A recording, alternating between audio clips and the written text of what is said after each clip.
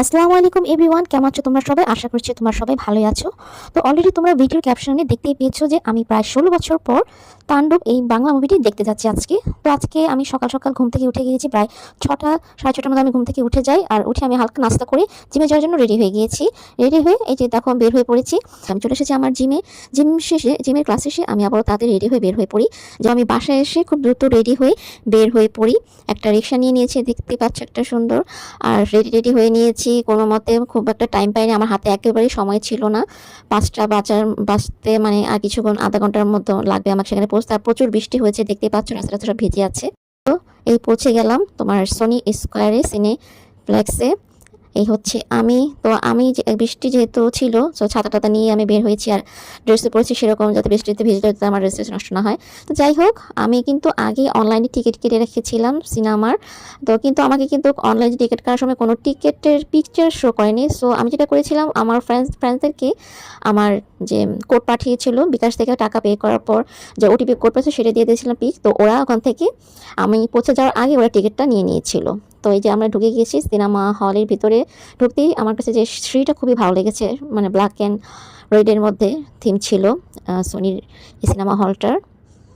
তো আমরা উপরের দিকে উঠে আসলাম, এখন জাস্ট টিকিটটা শো করবো যে কোথায় আমাদের সিট সেটা দেখানো। তোমার লাইট অফ করে দিয়েছে, তো এখন আমি রিল্যাক্সভাবে বসে পড়লাম।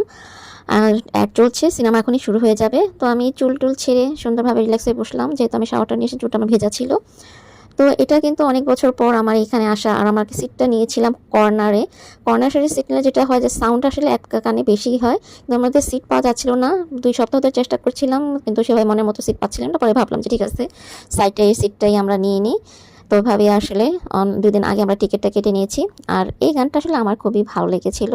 আর সাবিনা নূরের এই ড্যান্সটা কিন্তু সে খুব আসলে ভালো করেছে, কিন্তু এটা নিয়ে অনেক গানটা নিয়ে অনেক হাসাহাসি করে। বাট টিকটকে দেখলাম যে গানটা নিয়ে সবাই তোমার ছোট ছোট ক্লিপ করছে, নাচ ড্যান্স করছে। এটা আমার কাছে আসলেই ভালো লেগেছে। সবসময় দেখা যায় ইন্ডিয়ান গান নিয়ে সবাই ছোট ছোট ক্লিপ বানায়।